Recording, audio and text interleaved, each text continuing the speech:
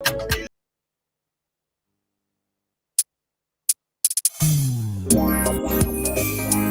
Crawler Boy,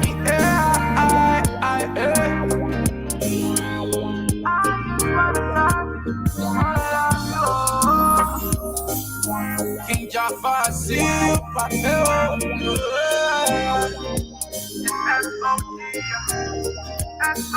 Mama, pardon you making me quacka. Making the people sound saka. I know say you fair, we pulling out your back on me. Your hell about baka, my lale, your hustle man, you rolling with it, dada. Lemo kofi papa, my queen for play, she killing the swagger. Let take my back in the rocker. When big you, nobody find it like you, man, no lie. Lie. When big you, hammer. Nobody find it like you, man, no lie, man. I won't be a hitcher, oh yeah. Let the body of you, the pressing on each other, oh yeah. Can I be the favorite each other, oh yeah. I just wanna be the pressing on each other, oh yeah. Baby, my whole skin itching me for you. It's like each other, oh. Watch out, be like, hold your side. Don't play around my pepper bush. It's like each other, oh. I just want to put my whole heart there. Don't even talk it slow, my whole heart there. You won't qualify, you not do step tests. Baby, I'm a here, jump up my waist on your rest. Yeah, here, baby, that the concept. I tell you, girl in my head, she my princess. Oh, no, yeah. Your head but that's not for mama. You friend like new money, man, you for mama. Oh. Let me be your teacher, Rachel. I want to be your teacher, oh yeah. Let Bobby a Jew, let Bobby a Jew. The pressing on teacher, oh yeah. Oh, can I please the favorite teacher? She beautiful, and myself too, I am so. Just wanna be a pressing on teacher, oh yeah. You the punk on the oil for my feelings when my heart girl, your name Pepe, oh. Hair man grow in my palm when I leave, that me supposed to treat you like bamble. If your heart will get here, time like this now, you know you're the team, I don't know how to say, oh yeah. Rocha me like daddy, my league. Jepelepe and I'm full set. The way I feel for you, my love, and I'm peeking back, oh. I will love you and only you. Oh, whoa. She's proud to be black and beautiful, strong and intelligent. They're gonna very good to be the family. Oh, she's a woman not relevant, so I wanna be a teacher, oh yeah. I wanna be a person of teacher, oh yeah. Let it be a true, let it be a true. Can I be the favorite teacher, oh yeah. You wanna come my head? Just wanna be a person of teacher, oh yeah.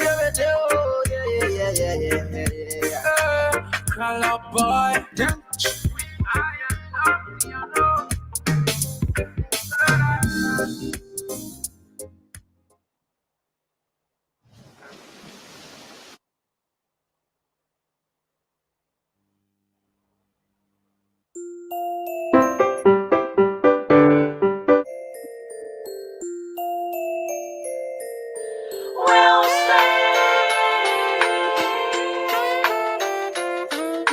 Will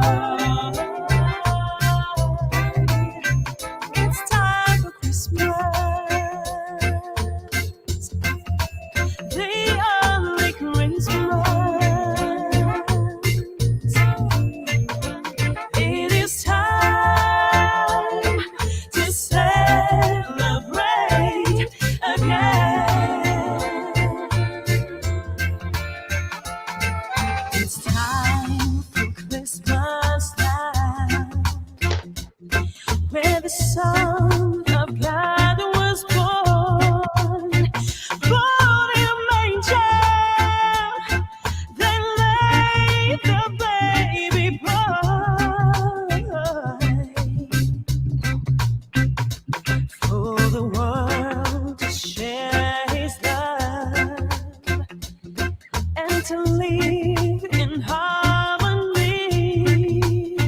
Thank God for this gift. This light shines in the world.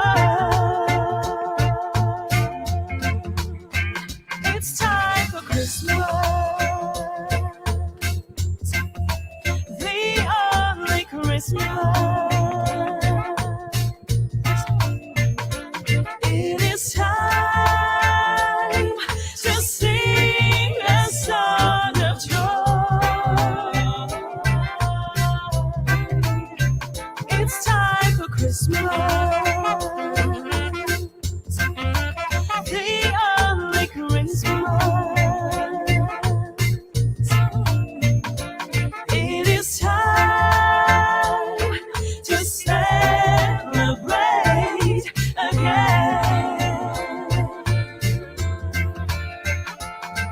It's time for Christmas now, where we all be having fun, coming together as friends and family, and to share the joy it brings, with the hope for us to live. Together we'll sing the joy that Christmas brings.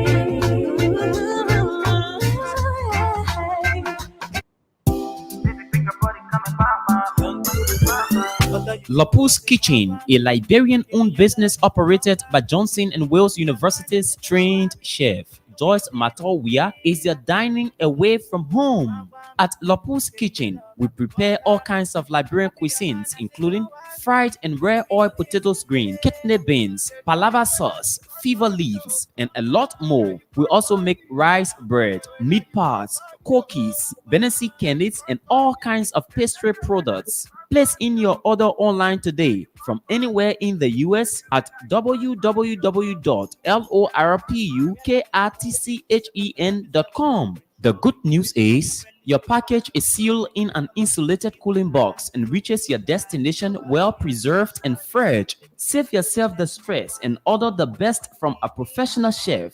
Lapu's Kitchen keeps your fingers licking. Make you smile, Angelina.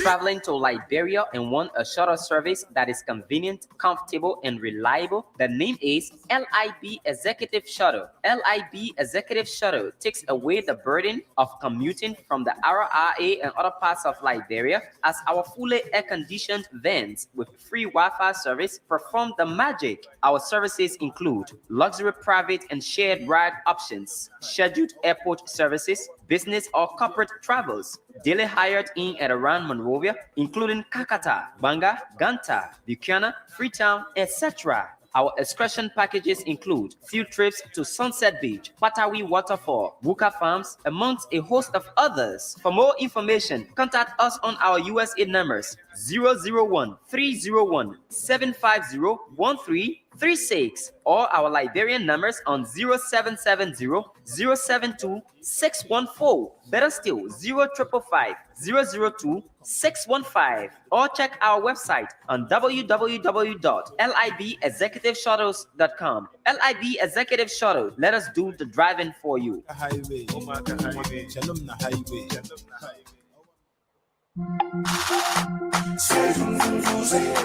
S. Hamley Enterprises Limited, located at the Police Academy Junction, is a shipping agency ready to handle your goods from China to Liberia. We handle all from our warehouses in China. No need to stress yourself. We take care of your goods, and you can pick them up from our offices at the Police Academy Junction. We also sell solar products and can order solar grade of all sizes for you, and installations are guaranteed by our technicians. We also do professional t-shirt printing for all occasions. Contact us on telephone number 0880-340-117 or 0775-374-480, or our WhatsApp number 678-386-2499. is Hamley Enterprises Limited, your shipping agency, ready to serve you. Baby from Dubai, we go Congo. Inside my condo, we go dance to Suazondo. No, you tanu send you better hurry. A jala to say they swear you with a hoping business. When you pin a hug, you will die. In fact, I prophesy that you will pin the hug the very year, and that's the same quality pin you will use. Madam, whenever you want to pin your house, so make it low jala new money so it can't fade. Use a ZZ quality pin. ZZ quality pin can in all color, even more than some rainbow. You can get ZZ quality pin as a pin the rail and main road, Police Academy Junction. You open from Monday to Saturday, from so 8 in the morning to so 5 in the evening. Or you can call 0770-496-273 and 0770-496-274. Those are I tell you, when you think ZZ, think quality.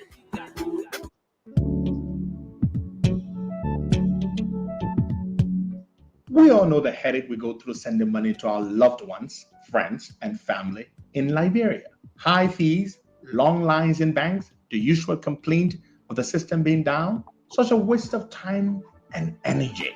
That is why I was very happy when I learned that SendWave is now in Liberia. So now I can send money anytime from anywhere directly from my smartphone to the MTN Lone Star Cell mobile money account of a loved one, friend, or family within seconds for just a tiny fee. So download SendWave now to your phone from your Apple Store or Google Play Store. Add your details, and don't worry, they are very safe and secure. And start sending money today. Don't forget to insert the promo code COSTA to get free $5 credit added to your first transfer.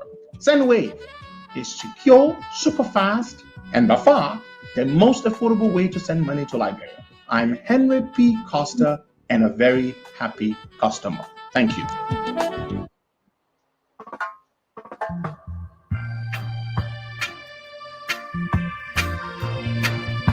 All right.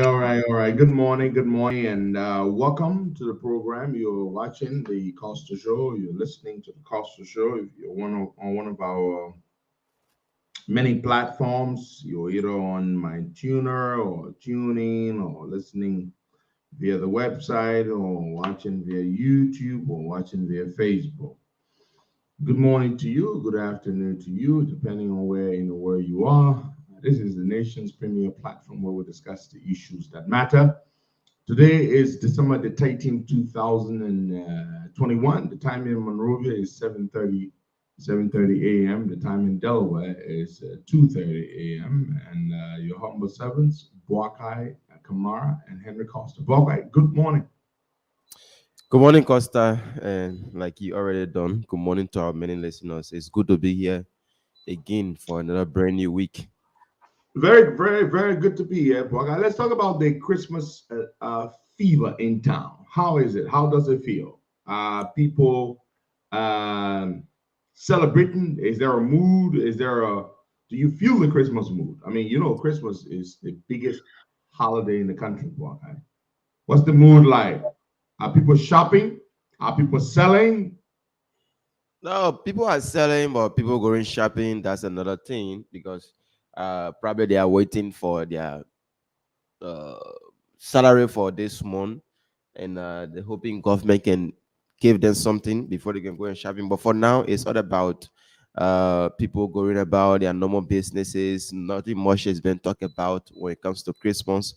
But we wait from now to the 25th of this month to see if it will be well celebrated or not. I like how when you talk to Liberians about people buying stuff and they talk about people working for government to pay them. But it's just about 60,000 Liberians who work for government.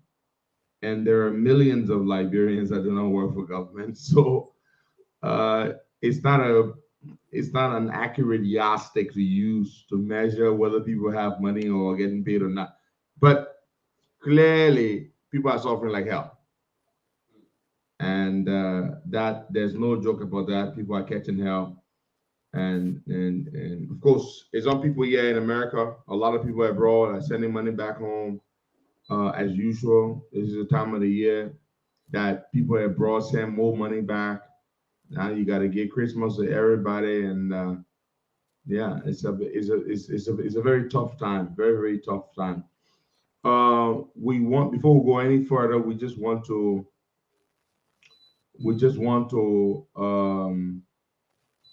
convey our deepest condolences to Mr. Edith Gongloe. Mr. Gongloe is the Director General of the National Social Security and Welfare Corporation, NASCOP. He lost his wife yesterday or the day before. Mr. Gongloe's wife, Madam Rhonda Vongbor, though she had a long battle with cancer, and she unfortunately finally lost that battle to cancer. She was a professional banker. I'm told she was the deputy managing, or the deputy manager at Global Bank, where she worked for many years. And I just want to convey our deepest condolences to Mr. Edith Gongloe for the loss of his wife. Yeah, it must be a very difficult Christmas for him and his family, losing his partner of many years at this time. Okay, so this morning at 8 o'clock, Buakai, Madam Edith Gongloe will join us on the platform as a prominent daughter of Nimba County. She, of course, one of Nimba's leaders. She will be telling us her position on the ArcelorMittal agreement. The ArcelorMittal agreement, as you all know, amended concession agreement. It has not been passed yet. ArcelorMittal wants an extension or an amendment for 25 years. They're promising to invest $800 million, create 3,000 jobs, and blah, blah, blah. But the deal is problematic. Many sons and daughters of Nimba County are complaining about the deal. And so Edith Gongloe is one of the leaders of Nimba County. And so this morning she will join us to share her position on the deal. And she will tell us why Nimbayans are unhappy about the deal. Why they did not want the deal to pass. It can be recalled, that a few weeks ago, the Nimba people brought out their country devil. Did they not, Bogart? Exactly. They brought out the country devil in an effort to stop this deal. Yeah. And they're fighting against it. And I would like to hear why Nimba is against the deal. Especially those who are living there in the concession area. So we would like to hear from Madam Edith Gongloe. She is one of the leaders of Nimba County. So she's going to be with us at 8 a.m. Now, there's something I want to say to you folks. This is interesting. So Friday, we told you that Madam Ellen Johnson Sirleaf is in this budget. Yeah. Her foundation receives $1 million. Well, we're sorry. We were mistaken. We want to correct that. It's actually $1.2 million total.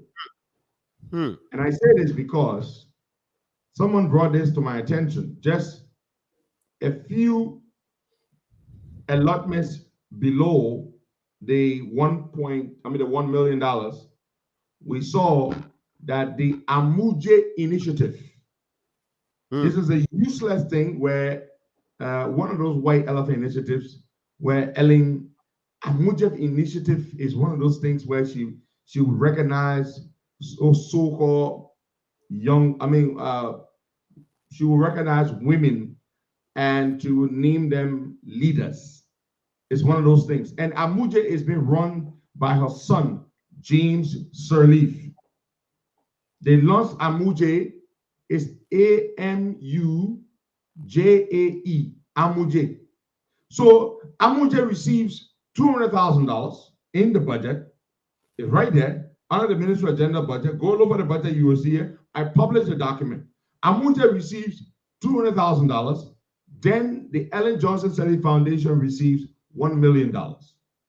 So this year, former Liberian President Ellen Johnson Sirleaf will receive $1.2 million in our budget. The $200,000 goes to her son, James Sirleaf. And by the way, he's a drunk. He drinks all the time, like his elder brother, Charles. He gets $200,000. What does Amuja do? Amuja doesn't mentor young women. Amuja doesn't promote young women. Amuja, they will pick women from Liberia, from other countries, and they will name them leaders. And they will have this fancy program where they will invite all her fancy friends, and they will go and they will have themselves a good time. That's all Amuja does. That's all. Amuja does not do mentoring. Amuja does not do anything. All they do is they pick these women, most of whom have attained some modicum of accomplishment, of success on their own, and they will pick them and they will bring them into one hall and they will recognize them and say they're leaders. That is all that Amuja initiative does. And her son, James Sirleaf, the drunk, is the one that runs, well, one of the drunks, because they're all drunks. He runs that. $200,000. So Baga, we go to a Facebook page. If you're looking for James Sirleaf's Facebook page, I'm going to show you. Go to his Facebook page. I got the screenshots here. When they launched Amuja in 2020, James said he was telling people how they can contact him for more information and blah, blah, blah. He did a Facebook post on it. So you have a situation where we're giving Ellen Johnson Sirleaf directly $1 million in our budget after everything this witch did to our country. You know, there are some people who have come to me, the Unity Party people, and they've come to me to say, you know, Costa, we really think that, you know, you should leave Ellen alone. There are some people who are really intimidated by Ellen Johnson Sirleaf. I don't know. I have never been intimidated by this witch. She was president. I was not afraid of her. She put me in jail twice, shut down my radio station. Her government tried to kill me, and they sued me in America. I beat them in court. My God is bigger than all of them. I'm not afraid of her. But there are people in the Unity Party, man, they are afraid of the damn witch. Woo, black guy. By the time you talk about, oh, my man, you know, my man, I think you should leave the old lady. We got the old lady here, and before she went against her, and she was to stop JMB from being president. Look, let me tell you something, Black guy. Ellen has said it time and again that she will never support Black guy for president, period. And, you know, there was a time I really thought, okay, yeah, maybe they should make amends and try to move forward. And I told him, I said, look, I support Joe Biden for president, but that doesn't mean I'm going to look at wrong that Ellen does. And because you all want to be ass-kissing Ellen, because you think Ellen, without Ellen, Bwaga can't be president, period. Look, some of the UP people, Bwaga, they are so afraid of Ellen. They worship her. You know, Bwaga, they worship the woman. When you talk about her, they okay, my man, the old lady, you know the old lady. They know all the stuff she's done and she's doing. They know she's still in bed with George Weah. She's getting $1.2 million in this budget. They know it's you don't even pay for play. That's really paid for play. And they're all telling you, oh, mama, that leader, you know the old lady. We won't be on our wrong side. Ellen can do nothing to us, or at least to me. She was in power. She couldn't. I was in America going back and forth. She couldn't stop it. With all the influence she got in America, she couldn't. The worst she could do to me was shut my radio station down, put me in jail twice, but she couldn't stop certain things happening in my life. She couldn't stop it. She didn't do it when she was in power, and now she will do it. She can't. But for people to say or think that when Ellen does wrong, or when there's evidence that Ellen is in bed with this government, that she's receiving $1.2 million in our budget, and we are all supposed to sit down and just keep quiet because we're all afraid of her. That's absolute nonsense. You're not going to bring that to me. Costa, the gender minister said she's not aware on how that money got on her How the ministry. hell she can say she's not aware? Yeah, No, she said that. She said that. But I'm not saying you are wrong. You are absolutely correct. She did say that. But how the hell can she say she does not know how Ellen got the $1.2 million on her budget when it is in her budget and she's at the legislature defending the budget? What do you think that is? She's lying. She's got to be lying. Absolutely. How the hell can Peace Otar tell you, or how could she tell you, that she does not know that this witch Ellen Johnson Sirleaf has $1.2 million? And you know what? The single biggest line item in the Ministry of Gender's budget is the $1 million for Ellen. Did you notice that? Yeah. Oh, you haven't? You need to go and look at the Ministry of Gender's budget. The single biggest line item or allotment is the Ellen Johnson Sirleaf allotment, 1 million. And then the Amuje that goes to her son. We're giving James Sirleaf, this drunk, Ellen's son, $200,000 for running Amuje initiative. What does Amuje do? Amuje doesn't run a mentorship program for young women. Amuje doesn't train young women how to be better women and productive women in society. All Amuje does is once in a blue moon, they have a program and they look among the people, they find these. It is an elitist organization that does absolutely nothing. A white elephant, a BS initiative. And we give Ellen's son $200,000.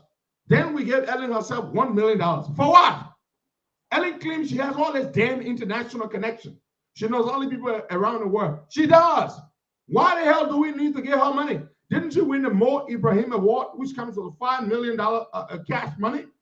And that Mo Ibrahim Award gives her $500,000 a year. Why do we need to give her money in our budget when we need the money for so many other things, when this witch should be able to go abroad and raise money for herself?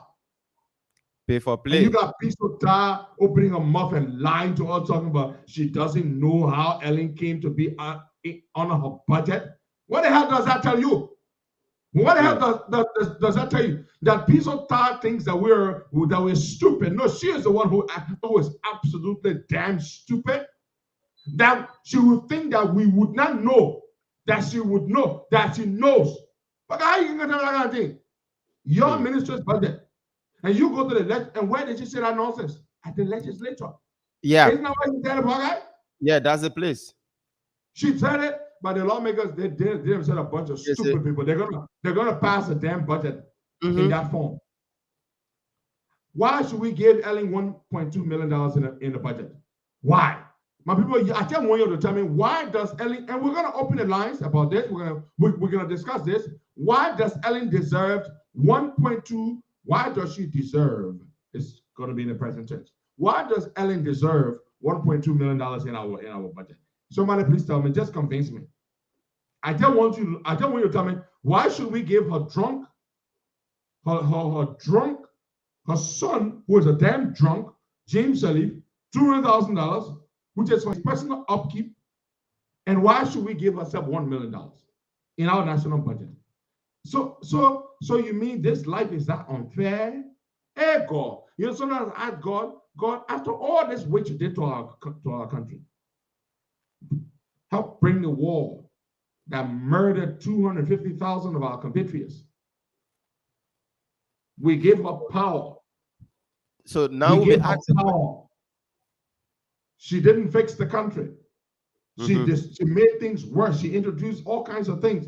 And yet she gets to walk away, and then she puts a George Weah in power to destroy the country further because she doesn't want a president who's going to do better than herself. And then she gets to still receive $1.2 million in our budget. Next year, she's going to get $700,000. And then the Amuje will receive $140,000. And then the following year, 2024 budget, they're hoping they're still going to give out money in that budget. Of course, that's not going to happen because they're not going to be in power. It's just ridiculous. So we're going to ask people, how do you think that Ellen Johnson Sirleaf, or why do you think that Ellen deserves $1.2 million in this budget that's being debated? Why? That's the question. Now, before we go there, I just want to, in a very, very special way, recognize the COP Europe chapter. Fantastic, fantastic people. Yesterday, I had an opportunity to attend one of their meetings, and it's incredible how Liberians all over Europe, the COP Europe chapter comprises Liberians spread out across Europe, from Spain to Italy, Germany, Norway, Finland, Sweden, Denmark, Belgium, the United Kingdom, you name it. Incredible. And they were on that call yesterday. Very, very incredible people. And I just want to say this morning, in a very special way, I thank you for everything that you've done, all the projects you've undertaken in Liberia, COP Europe. Shout out to you. I dedicate this morning's presentation to you. They're a fully legally registered organization. They registered the organization, I believe, in Finland. Finland is where they registered their organization, COP Europe chapter. They're supposed to be launching the chapter in, they registered the chapter in Finland. That is correct. I have the document here. They are supposed to be launching the COP Europe chapter in April of next year. And I want to visit with them for their launch in April of next year. Yes, they were registered in Finland. That is correct. The date of registration, September the 28th, 2021. That is correct. And they are a duly registered organization. They've made tremendous contributions to our work in the country. And I want to thank them for that. And I look forward to going to Europe for their launch next April. Now, also, one of the things I want to say about COP Europe chapter is that they have a new leadership now.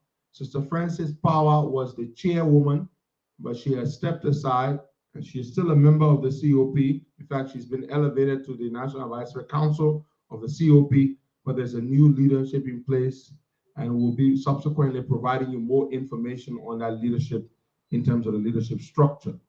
One of the things I want to talk to you about regarding them is that they've been very helpful. There's a young man whose name I will not call. There's a young man his story is incredible. He crossed the Mediterranean Sea into Europe to go to Spain. Okay? That is one of the most dangerous journeys that people make trying to enter Europe from Africa. Okay? It's extremely dangerous. And this young man happens to be one of the officials of the COP Europe chapter. And, look, it's incredible. He crossed the Mediterranean Sea and made his way to Europe. He's staying in Spain. And he's a big supporter of the Costa Show. He attended several of our protests before he made his way to Europe. And of course, naturally, he was without any legal papers. But since the COP, since they came in contact with the COP Europe chapter, they've been supporting this young man. And yesterday, just before I left the meeting, he decided to announce to me, before I could leave their meeting, that they have been incredible. I knew that they had been incredibly generous toward him and kind toward him. And they've helped him, and he is going to next week, God willing, this week, which is this week, he is supposed to receive his legal status, legal residency papers in Spain. Okay. What an incredible thing. Yeah. What an incredible thing. They've changed this young man's life. That's what the COP does. You know, we make a difference. We help people. We help our community. We help one another. They've helped this young man, and I was just moved, so deeply moved, and so proud of my people in the COP Europe chapter. He's a fine young man. His last name is Jabate, and he happened to be the Secretary General of the COP Europe chapter. And he crossed the Mediterranean, Bwakai. That is a journey you have to have.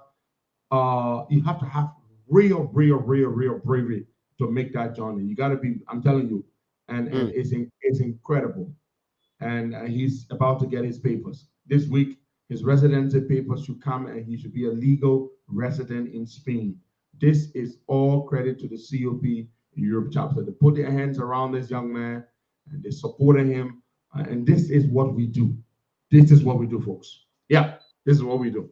Well, we're going to go to the phone lines, Waka. Of course, we want to take some calls. There are two things we want to hear from you. Number one, we want you to tell us, what do you make of the Christmas season? Do you feel it? Do you have money? Are things looking good for you? Compare this Christmas to, say, previous Christmases, say 2 Christmases ago. And also, do you think Ellen Johnson Sirleaf deserves to receive $1.2 million in our budget? Should we give her money in the budget for our private foundation? So let's go to the phone lines and take some calls there. And again, I want to say exclusively, this morning's presentation of the Costa Show is exclusively dedicated to the Council of Patriots Europe chapter for the incredible, tremendous contributions they've made in Liberia and continue to make. Let's go to the lines and take some calls there. All right, 0770-102-102, 886-010383, 555-102-102. The WhatsApp number is +231-888-624171. Oh, your man over the weekend was, like I said, whenever he go to church, that's the time he can reply to anything that happened to him. Prince Johnson, the man said the U.S. report lacked evidence. And for him, he's not moved by it because he don't have no intention of going to the USA. If you want to enjoy himself, he will go to Senegal, he will go to other West African countries, but he's not moved by the US report because it lacks evidence. Fine. The Americans don't know what they're talking. Fine. Again, let me ask him, why is he not on the ECOWAS delegation anymore? Liberia, he used to be on it. He was one of our representatives to the ECOWAS parliament. Mm-hmm. But you know why he's no longer, right? The man scared. He withdrew himself. Mm-hmm. He's scared. Prince Johnson was one of our representatives at the ECOWAS parliament, but he withdrew himself. Mm-hmm. He is afraid. Then he's talking about he will go to Senegal. Prince can't even go to Freetown. Prince was Senegal. But let's go to the lines and take calls there. Yeah. Prince Johnson is scared to hell. And Prince Johnson, his story is not finished. The Americans have a package for him early next year. That's all I can say. Again, I will tell you, we're not going to go into details. But the Americans have a package for Prince Johnson and so many other people. Yes, but let's go to the lines. All right. Let's take our first caller here this morning. Good morning. Hello. Good morning. Your name, where you calling from? Hello. Good morning. Yeah, good morning, brother. This is William for them. Go ahead. Yeah, on the issue for Costa discussing for the Christmas season, it's only to see that people buy things, you see other places fast. Businesses are moving on. It's not that about that. Here the whole real estate, where you can see people selling. All the places stuck, nothing like that. All about moving on a normal thing, nothing really happening. Weather is dry. The way weather is the BBC, but Western is very dry, nothing going on. Things are very, very high on a very serious note. And to the issue of Edith Gongloe said, Edith Gongloe said it's not doing nothing for all. How much he give up $1.2 million in our budget? It's very wrong. It's very wrong. Okay. Because Edith protect George Weah. That's the reason George Weah is trying to pay Edith back. So it's a fair exactly doing for Edith. On the first floor, no one should get $1.2 million in our budget. On the first floor, the taking petrol. Okay, thank you so much. Let's take somebody from the WhatsApp number. Good morning. Where you joining us from? Good morning, Wakai. Good morning, Henry Costa. I'm joining you from Federal Republic of Germany. That is a Euro capital for CPP. Wakai, I want to thank you. I want to also thank our little brother, which is Henry Costa. Henry Costa is a gift for Liberia.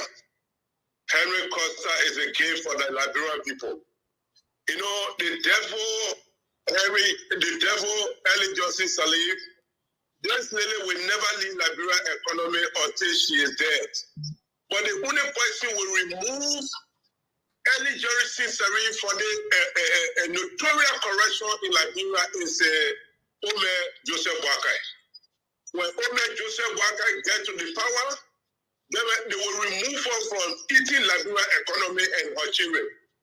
So I want to thank Henry Costa so much. I want to thank you. Therefore, the Euro chapter are very strong. We're waiting for Henry Costa to come. I'm calling from Federal Republic of Germany. We hope to host Henry Costa in the Euro chapter. Okay. Henry Costa will not leave our economy until she is dead. All right. Until Joseph Boakai will move on from our economy. Thank you very much. Thank you so much. The phone lines are still open. Keep your calls coming in. Those in the diaspora, the WhatsApp number is +2 1. Hold on, I just want to say something, right? This is interesting. For President Johnson to say that the sanction will not bother him because he doesn't want to go to, he doesn't have plans to go to America. We'll see about that. Again, as I said, we're not going to say much yet. The last time we used to talk plenty, but now we'll not be talking. It will just be dropping. So we're not going to talk much. But we'll see. Now it is our pleasure and to announce the arrival of Madam Edith Gongloe, one of the strong daughters of Nimba Ye, Liberia. We ask her to appear on the show as our guest to share her position on this controversial ArcelorMittal proposed amended mineral development agreement. It has not been ratified as yet. We're hoping that doesn't happen in the current form that it has been drafted. And so we could not have this conversation without hearing from one of the strong leaders of Nimba and Liberia at large. Madam Gongloe, good morning and welcome to the Costa Show. Good morning, Henry, and good morning, everyone. Good morning, the people of Liberia. I'm glad to be on your show this morning. We're very pleased to have you. There are people listening all over the country in Liberia, Nimba, via multiple platforms. First of all, we want to say this amended agreement. Before we even go to the reasons, all the reasons why it should not pass as it is, why are your people in Nimba, the people who have first right of ownership to the land, why are they so much against it to the extent where they even brought out the country devil? Please tell us. Thank you so much. You know, there's a saying that you can fool all the people some of the time, but you cannot fool all of the people all of the time. Let me first commend the citizens of Nimba, the women, the youth groups that have come together this time so strong, and they are united in their opposition to this. It's not even an amended agreement, Costa. It's an extension. They are extending their contract by several years, something that, according to the MDA of 2005, that was again amended in 2006, because the 2005 agreement was so terrible. It was horrible, and they were intentional. This company has a very bad record all over the world, not just Liberia. I've studied many countries that they've been operating in, from the Czech Republic to India to South Africa, everywhere. They have very bad record with pollution, with no real best international practice put in place to protect the citizens and people who live in their concession areas. So their agreement of 2005 was terrible. One of the key things that stood out in that agreement that they've brought back in this extended agreement they signed with the government waiting for ratification, which we are going against, they want to take ownership of two major assets of Liberia: our rail from Yekepa to Buchanan and the Buchanan port. Which country, what government will give freely their national assets, the major infrastructure that we have? It has a national security implication if they don't know. How can you relinquish your authority over the port that things coming from outside world enter into your country? How do you know what a Selamita is going to be bringing into Liberia? That's a national security problem. So I just want to say that we are glad that the people of Nimba, our citizens, the elders, the youth, the women, the ordinary, everyday Nimbayans and Liberians are united on this. And I want to also say that it's not just about Nimba. You know, narrow-minded people will think, oh, this is a Nimba problem. I've always said, well, one part of our country is affected, all of us are affected. True. In this case, money that comes in this country through mining agreements, regardless of what country it is in, it still impacts the entire country. So Liberians must see this as a Liberian problem. When I read about what is done in the Czech Republic and what is done in India, what is done in South Africa, they did not apportion communities. They looked at the entire country. So this is a Liberian problem. Nimba may just be the source of that, of their operation, but the impact, it cuts across counties and tribes. And our people this time around, thankfully, they are standing up for their rights. The people of Bon County, the people of Grand Bassa, the people of Nimba, and I will add that the people of Liberia, and we're watching the lawmakers. This that we've started, this is a strong warning to every lawmaker in that republic, in our republic. Your silence means your acquiescence. It means your agreement. If you remain silent on this, thank God that this is happening almost at the eve of 2023. This is people writing what they want happen to them in 2023. If you want your re-election, you need to stand up and speak for the people who elected you. Speak on their behalf. Seek the interest of the country in general. Do not seek the interest of your pockets or because you want to be comfortable with the government in power. And I said this to the WIA administration. It is also a warning sign for them. I'm glad it's also happening just before 2022. Our memory will be so fresh that this is a government that cares less about the people and what happens to them. You think you're going to take money and throw it at our people? Try it. This agreement is against the country. It must not be signed. Not only that, Selamita has reneged on implementation of a huge portion of the agreement that was amended in 2006. I hate to talk about the 2005 agreement because it was just full of, constructive ambiguities. Nothing, and it's intentional to confuse people. Put all these words that mean nothing, and then in there they slip what they really want. That amended agreement of 2006 held ArcelorMittal accountable to implement, some social programs in addition to whatever royalty was being paid. Those programs have not by 80% been implemented. One of the key things, Costa, within 5 years, ArcelorMittal was to give at least 25% of its top management position to Liberians. And that hasn't happened. Then why are we talking about? No, they don't even have 5%. They've not even had 2%. And that ranged from the COO to various management positions. It says top management position, 25%. It should have done that in 5 years. ArcelorMittal has been in operation for 15 years now.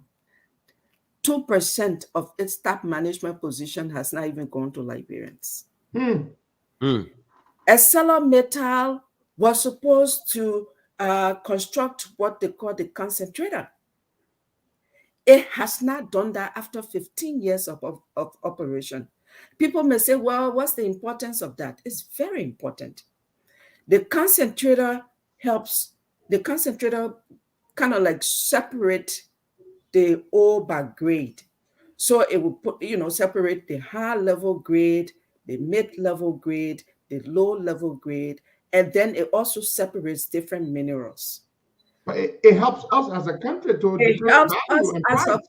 to put value on the iron ore. They don't want us to do that. They don't want us to know the grade level that is being sold on the world market. So they're probably declaring all the ore as low grade ore. Everything as low grade ore, when the concentrator would have allowed us to know whether metal is carrying 50,000 metric tons of high-grade ore, which has a different price on the world market. Precisely. This is just simple common sense. Now, when you go to the gas station here in America, you got regular, premium, super. Exactly. They all have different prices.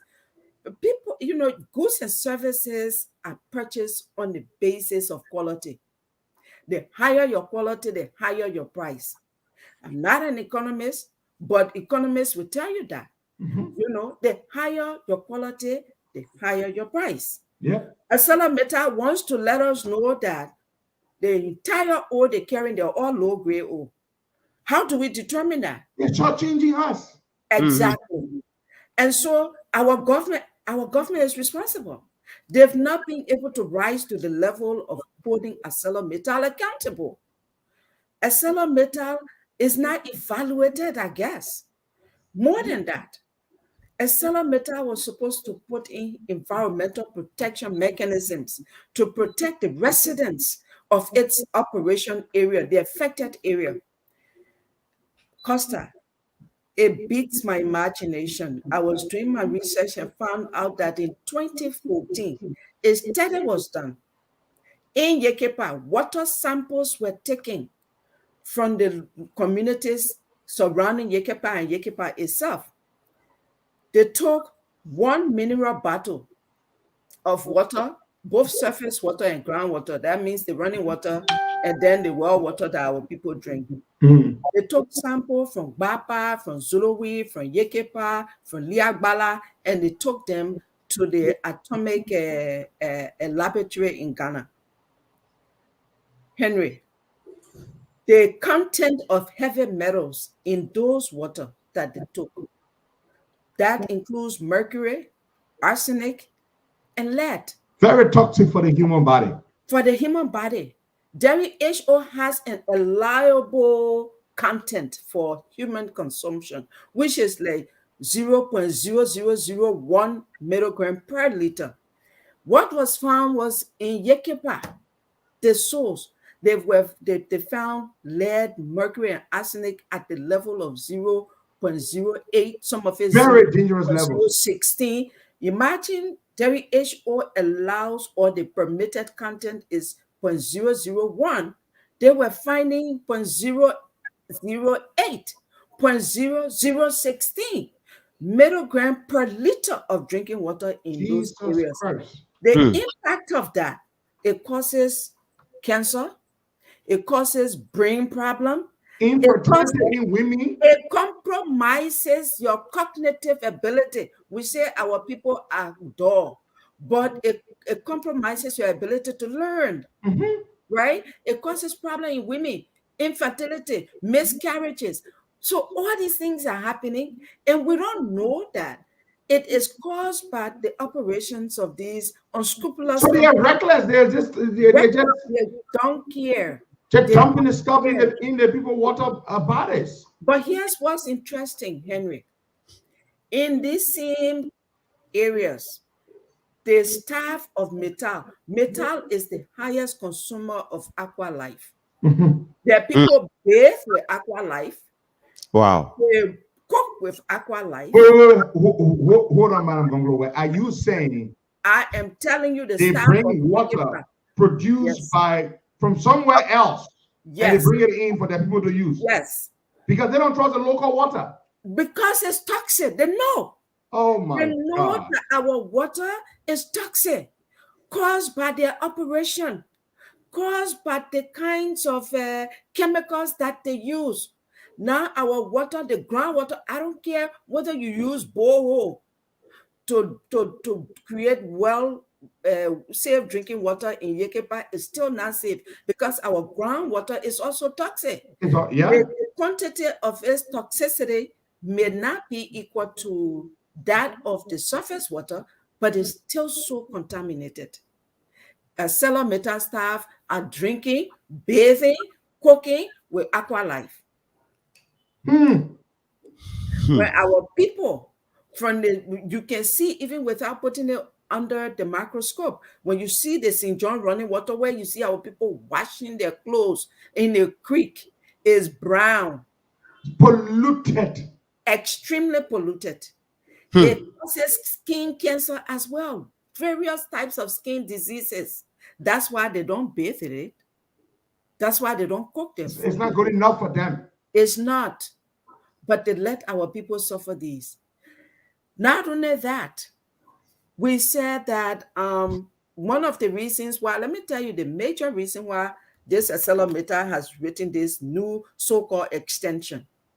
Because by the agreement of 2006, the amended agreement of 2006, they reverted the ownership of our railroad and Buchanan Port back to its rightful owners, Liberians, the government of Liberia. Accelerator, now just see their calculation. When was the 2005 agreement written? Under the Judy Bryant. That's when a lot of things slipped through the cracks. Because Accelerator, being so unscrupulous, they knew that the Judy Bryant government was weak, was highly corrupt. It was dubbed as the most corrupt government at the time, even though other governments have surpassed Judy Bryant's record. But at the time, they were dubbed the most corrupt government. So they used that window of opportunity to write this agreement that they unscrupulously took the ownership of our mine, our rail, and the port of Buchanan. The reason they are doing this is because they are eyeing the mountain in Guinea. Remember Mount Nimba, the portion in Guinea, is virgin, has not been touched. So that is the Samedu mountain, right? Yes. It has remained virgin. Any company that gets that agreement would obviously have to use the Liberia rail to transport the ore. Transport the ore from Mount Nimba, because that is actually Mount Nimba. It's just, by the European partitioning of our continent, they put on the Guinea side. But that's another story for a whole different day. They cannot build a rail from that mount, which is in the forest region of Guinea, very close to Liberia. They cannot build it from there to Conakry. It would cost billions of dollars for rail. It would take forever. So they cannot. The natural route is through Liberia. By way of Nimba to Buchanan and using our port. Accelerator wants to take ownership rights of this so that they leverage that for negotiation. Without even blasting one dynamite to exploit, Accelerator can sit and fold their arms and make hundreds of millions from just giving them our rail and our port. Can the Liberian government not use that to make the hundreds of millions? Absolutely. So give it to the people free of charge and say, take our rail, take our port, use it, leverage, make your billions, and just give us maybe $100 million. I have a calculation here, ma'am. Some authority figures in the industry have done a calculation. I will share this document with you. It's very interesting. Good. It projects that over a over the 25-year period of this proposed extension deal, that Liberia was stand to forfeit, lose potential revenue to the tune of $2.6 billion if the rail is given to ArcelorMittal to control, and ArcelorMittal will charge a fee they call user fee. User fees, yes, Yeah. user fees. That's $2.6 billion. user fees. So why is ArcelorMittal now? Fast forward, I started with an analysis from the Judy Bryant government that was dubbed the most corrupt.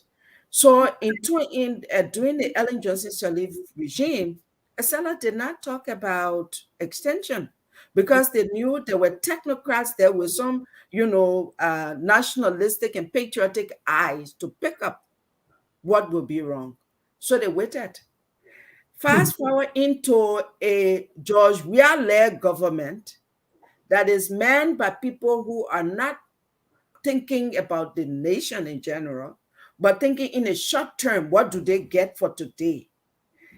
Quickly, even though the amended agreement of 2006 stipulated clearly that ArcelorMittal has the first right to extend 6 months to the expiration of the current MDA. But we are many years away, man. We are still 10 years away. Because it's a 25-year deal, they resulted 15. There's a remainder of 10 years. Why the hell are they rushing? So because they want to do it on this government that has no sense of nationalism and patriotism, that has no sophistication to determine what this deal is about. They're only thinking in the short term, the here and now. What they can get for themselves what now. They can get right now. What they can get right now, the here and now. They're not thinking about the larger implication of this deal. It's not to give them money. It's for Mittal to rake money from Liberia. That's why they're rushing. The major thing in this deal is just to get back the rail and the port of Buchanan that was taken from them in 2006. That all this so ma'am, here is the thing. Acela already is operating. They're saying they're going to increase production from 50 million tons a year to 30 million tons a year. They don't need a new concession and an extended concession. They don't need that. They don't need that. You just increase your production. Increase your production. But it's the one the rail because they know the Samadou is about to come online. Exactly. That's and the now all Acela will do, rather than be an iron ore exploiting company, they will also be renting. No, they want to own our asset that they didn't. Even the American ambassador spoke against it. Yes. So we are calling on this Weah government. They should not even try it. And this that we've started will continue. Yes. Yep. This will continue. It's not one of their things where they say, well, Liberian people will make noise for 3 days and it's finished. By the way, I'm about to start my own Facebook page where every week my only concentration and focus will be on ArcelorMittal and its. But the platform is right here, man. Yes. You come here once every week. Every week I am ready. Tens of thousands I will watch and listen on multiple platforms. Thank you. We need to do that. We have to protect this country from this empire. So basically, what is going on here? And you could not have done it better than you did it. You laid this whole thing out. This deal is not about expansion. No. It's about going back to what they missed out on. What they extracted from their terrible deal of 2005. It's just going back. Let me go to the agreement now. What Ellen Johnson Sirleaf, all you want to say about her, but she took it away from them. This is what the agreement said. Ellen amended it. First Amendment 2006. Yes. The amended page is on page 6 and 7, pages 6 and 7. Land and Facilities, Article 7.2.d, and it reads, for the avoidance of doubt, such transferred assets and facilities do not include the railroad and the Buchanan Port and the Buchanan Iron Ore Port and all infrastructure associated with either of them. Such assets and facilities and associated infrastructure shall not constitute part of the concessionaire's infrastructure. And ownership of such assets and facilities is and shall at all times be retained by the government. Exactly. Exactly. Exactly. And that is what ArcelorMittal is trying to bypass. This is what I want to tell my people. We should not even talk about, you have to increase your royalty. No, that's not the concentration. ArcelorMittal only concentration right now is to take ownership of our rail. They want to take ownership of our port so they can make billions of dollars and give us crumbs. Why can the Liberian government not make the billions? Thank you. Why can't we be the one to rent our rails, our major national asset? Why can't we be the ones to rent it to Guinea? Why can't we be the ones to rent it to any company that takes over the mount in Guinea? Why you want to get, it's almost like you got your house, you build your house, and then a stranger comes to visit your house. They're sitting in your living room. And you say, well, but that stranger now has the right to determine who comes in your house and who goes out. And you say, yeah, even though you're stranger, yeah, but you will allow who comes in and who goes out. What happens to your security at that time? I have a question I want to ask Madam Gongloe, where they issued about this entire agreement. I want to know, have you reached out to your lawmakers in Nimba County and put this before them that this is not good for us, the citizens in in Nimba? And if yes, what have been their response to you? That's my question. Let me say this, it does not have to be me. We are all citizens of Nimba and citizens of the Republic of Liberia. Mind you, I said here emphatically that the agreement that has been signed is just for taking ownership of our national asset. The rail and the port are national asset. So it is incumbent on all lawmakers, not just Nimba lawmakers, not just Basel lawmakers, not just Bon County lawmakers. Only narrow-minded lawmakers will think that this is about these three counties, but it's actually about Liberia. It's actually about taking away resources and our asset to use it as like a pond. I have this, you want this, you got to get this. So I've not individually reached out to lawmakers. I've reached out to people outside of the government. Like for instance, former Senator Benson Finley and I have had series of discussions on this. We've exchanged series of documents, that are not good for our people. We've exchanged those. But I'm saying that to answer your question, the citizens of Nimba have, and our lawmakers are people with, great minds who can read, they're literate. I would assume that they all have extensively read these different agreements, the different amendments, and the current proposed agreement that has been signed hurriedly by this government awaiting ratification. I would take it that they all have read it, but I have. They certainly have. I've They're not all aware. really reached out to them. My call to them, and I want to use this platform to profusely thank Honorable Larry Nyokwe, Sonwabe, and Honorable Nyumale, who comes from Lofa. And I need to invite Larry Young, but he's been fighting too. Yeah, and this is the national tone that should take hold of this entire matter. If Honorable Nyumale from Lofa is talking about it because he knows the national implication. You don't have to come from Nimba. So I've not reached out, but this is a reach out as well, that we all need to come together. That agreement must not be ratified.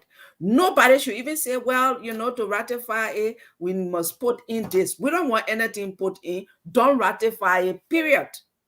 That agreement must be withdrawn by the President of the Republic of Liberia, Dr. George Manneh Weah. It is in his best interest and in the interest of our country to withdraw that agreement.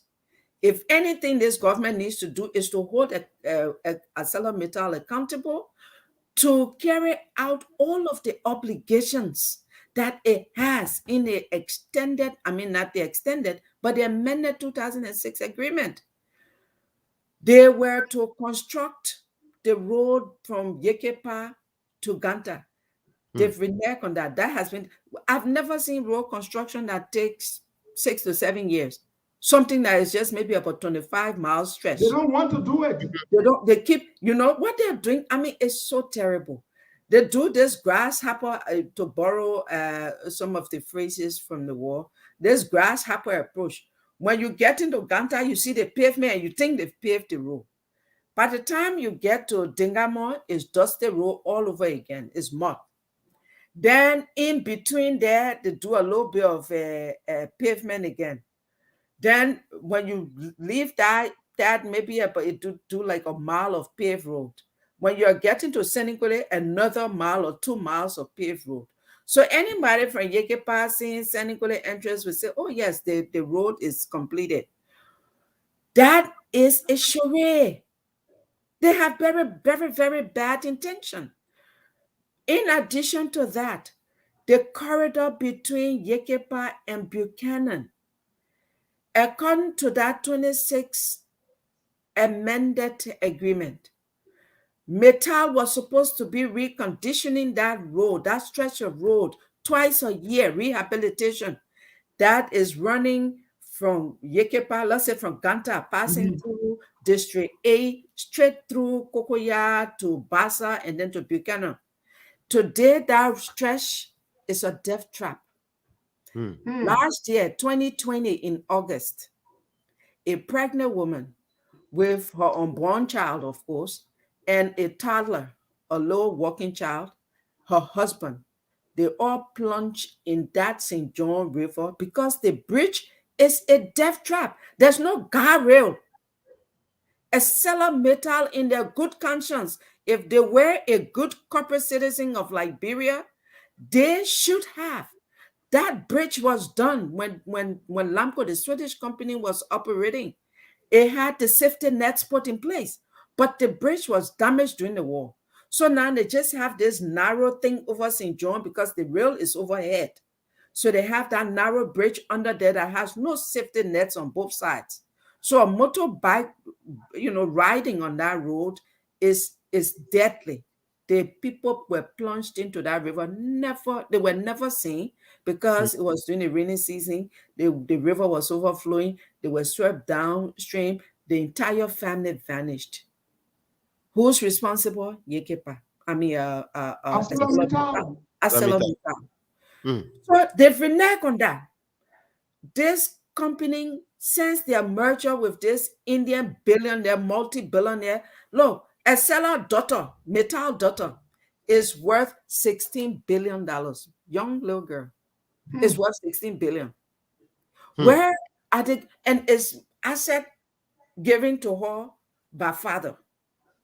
And father is worth multi billions. If you check the billionaires of the world, they are way up there. Yeah, he's way up there from Just India. from doing these crooked deals all over the world. Deals all over the world. Like I said, I was surprised when I saw that the same thing happens in the Czech Republic.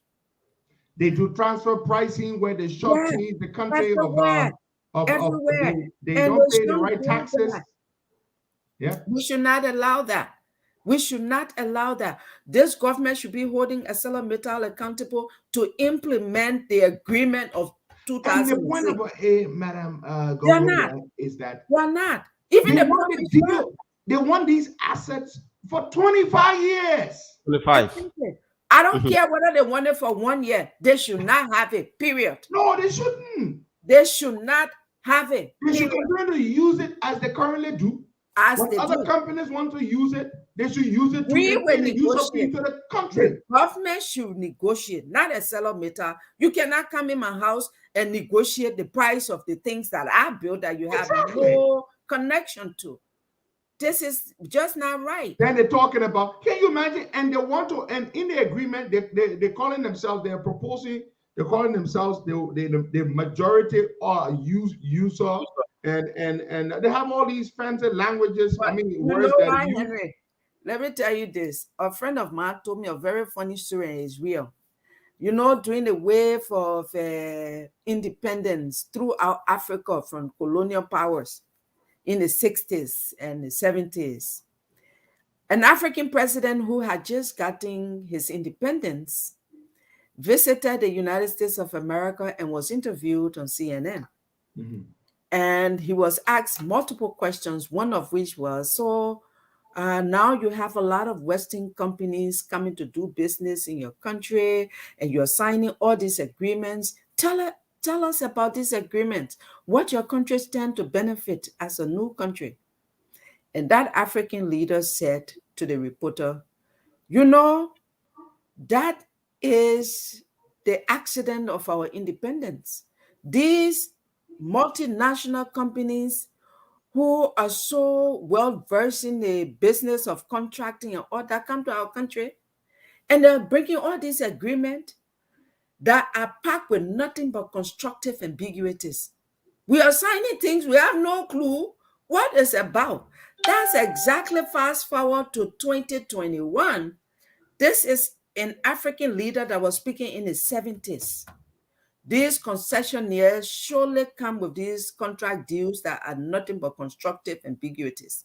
They are constructive because they make it look like real, but they are confusing at best, and it's intentional to confuse us.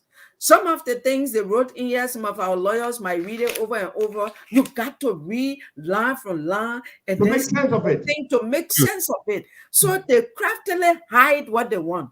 You got to be really, scrupulous and meticulous to read from line to understand.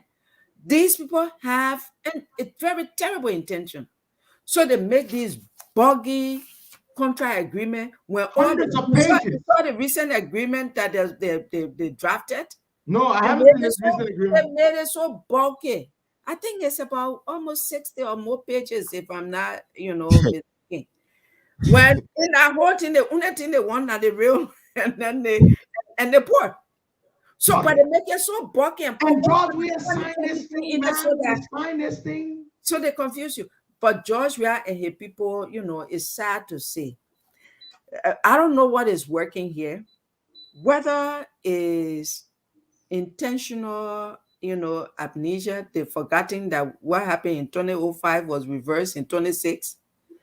Whether it's lack of knowledge or it's just the greed that is driving them, or all three could be at play. Whatever is working here, and I'm calling on my good friend and brother, Nathaniel McGill. You essentially are the runner of this government. You better not sign this deal. You will be putting the nail to the coffins of your government. But you've already signed it and sent it to the legislature. They need to withdraw it. I'm calling on them, and I'm calling my friend and brother's name intentionally. Minister McGill, you will withdraw that thing from the legislature. And we are calling on all the legislators, our senators, our representatives for every county, but more so from the 3 counties. Because they bear the burden here. We are the house owners. Bon County, Nimba County, Grand Bassa. And Grand Bassa. Y'all got to make sure your silence means your agreement with this. We may not have the money to go from county to county, but thank God for social media. We can reach every citizen on the continent of Africa, and we can reach every citizen globally. We will call you people by names. If you don't speak out against this deal and you're supporting it. It means you're supporting it. We will campaign against you name by name from county to county, and I'm serious. Now my gloves are off. I am ready. I have my nationalistic and patriotic hat on. I'm ready to fight for Liberia, and I don't care who stands in the way. We will fight you. We will fight you with pen and paper. We will fight you with our mouth. We will ensure that what belongs to Liberia remains for Liberia and for the benefit of the citizens of Liberia. It's too much that people continue to take advantage of this poor war-ravaged country from century to century, from decade to decade. The buck stops here. We are now taking siege of this matter as citizens of Liberia. Our constitution placed the power in the hands of the people. It says that our government is there for our satisfaction, for our happiness, and our protection. We are going to demand it from you. And the government of Liberia is you, the legislators, the three branches of government. But you carry the larger portion because you directly represent our interests. You directly represent what we want. So our happiness and security lies in your hands. If you play with it, we will play with you. We will take you from there. And we mean it. If you stand by us and you protect us, we will stand by you and protect you. Because we know now that you are there to speak and seek our interests. We need to call on the CPP too. Yeah. Oh, yes. Out against this deal. You know, I'm surprised that on the chairman of CPP, Mr. Joe Buckeye. What is this silence? What is this silence? I'm telling you, it is silence concerning. It is discomforting. No, you know, they can't be quiet about that kind of thing. How can you be quiet about your country? So the people for 25 years. The things are making my hater to come out. They gotta speak out. Joe Buckeye needs to speak out about this deal. Not the press release.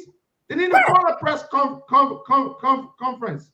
And it must not be, Costa, it must not be a one-day thing. It should be sustained. You know, one thing when people hear one thing over and over, psychologically it becomes real in their mind. This is a proven psychological fact. So you see an orange, and every time you say that apple, and the people keep hearing that apple. Sooner or later, even though their naked eyes are looking at orange, they will look at that orange and say the apple. Yep. So the more we sustain this debate, our people will understand what they're up against. Look what they did. Recently, I was watching a video. Esela Meta, oh my God. That's what they've done in other countries. They did that in South Africa. They did that in Czech Republic. They did that everywhere. They will deal with the local community, the ones that they know are really not sophisticated. They take them to a secluded place sometimes. Then they say they're talking with them. They give them small little cash here and there. Recently, I watched a forum that Esela Metal had with, they say, youth of affected areas. So they took some youth from Bon County, youth from Grand Bassa, youth from Nimba. And they had that meeting, that conference with them in Banga, in Passion Hotel. And I saw Mr. Michael Reddy, the all-time, I don't know, the Esela Metal Medob being the best employee, whatever he stands to benefit from Metal against the interests of his people, he alone knows that. They were there giving all this falsified information to the people. Now for them, this is their style of community engagement. After you've signed your agreement, now you're beginning to have community engagement. It shouldn't be that way. It works the other way around. You have community engagement and hear from the people and everything before you even go as far as signing deal. You sign deal, then you say you want to hear from the people what their thoughts on that. And then you do, a selection, that selective selection of people that may not have the sophistication to understand the magnitude of the impact of this deal. You take them and say, well, and I know they give those people small little money here and there, but I know our youth and our women, they may not have all the education, but they got good common sense. So I believe that thing will have no real tangible impact as they expect it to be. Because I think they want these people to start to go on radio to speak like, oh, we need this. Look at some of the lazy arguments that supporters of this so-called extended agreement say on radio. I was listening to some young people and I cry tears. They give them small money. The government, and they think, what it means? $800 million going to come to Liberia. Give me a break. The 2006 amended agreement, it was a $900 million investment. Listen to this. And where are the benefits? Over the period, Esela Metal supposed to invest $75 million United States dollars aside from the royalty into affected community. Today, they've not invested even $5 million after 15 years. They were supposed to invest $75 million United States dollars. They've not done that. So at every front, metal deal is terrible for Liberia. Bad enough that they have 25 years. Not just swallow this bitter pill with their 25 years. It should not be extended. Even if we talk about extension in the 6 months leading to the expiration of this 25 years deal, that should have invested 900 million into Liberia, that today we don't even see that. The road from Yekepa to Ganta is still not done. They started the construction of that road in 2013. When Ebola hit, they said they left for Ebola. They came back. How can you do one stretch of road, 25 miles? Why are they taking the iron ore out? Yes. Why are you taking the iron ore? Why are you taking? Come on, Liberians. Where are our geologists? Where are our mining engineers? Where are our? Man, you need these people convinced Georgia that this deal is a good deal, and Georgia believe that. But also, we're telling George I'm specifically calling on Nathaniel McGill, and I'm calling on Samuel Twe, because these are the big guns of this government. When they speak, we are speaks. So they need to, for the first time in their life, put on a small semblance of nationalistic and patriotic heart. Think about this country for once. Please, I am begging you people, withdraw this deal. It is not good for Liberia. We cannot give away our asset. I was surprised that Minister Dean, oh my goodness, the Justice Minister, I was surprised that he was referring to the 2005 deal. That's why I say it's either selective and niche. You know, you thought I will forget this one. Did Minister Dean not know that the 2005 agreement was amended and the assets were reverted to its proper owner, the Republic of Liberia? The amendment. I was listening to Minister Dean at one of these meetings when he sat there and said, you know, the 2005, you know, the agreement, Meta already has the rail and they already have the port of Buchanan. Are you kidding me, Minister Dean? Oh, Lawyer Dean. This is the country that when you die, your children will remain in. When you die, your children will remain Liberians. Is this the country whose interest you want to sell for I don't know how much? This is sad. I'm calling people by name and I'm intentional. On this issue, on Liberia, on Nimba County's interest, I don't care what people think about me. You can quarter your friendship, that's fine. But Nimba, Liberia, Bon County, Grand Bassa, and entire Liberia must be protected. We are just talking about ArcelorMittal right now. But other companies will come. Other companies will come. As Madam Gongloe said, it's not a one-day advocacy. We're going to continue this every week. She will come here while they are there in their Zoe booths trying to, you know, negatively hash this thing and ratify it. We will be here talking against it to tens of thousands of Liberians. We need all of you who have social media platforms. Everybody has a platform. It's not just us here.